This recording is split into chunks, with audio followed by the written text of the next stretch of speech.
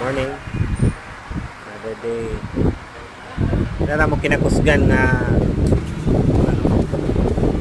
so ang among gibuhat no, nagbuhat niyo clamp sa para pang jumper, pang charge sa battery.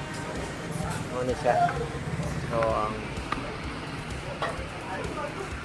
gikan dito gamitan na mo og kuan cutter o plier para isulod, and then ang final is kani solder siya para mas maayo ang connection niya. Mao ni ang gi-charge na battery.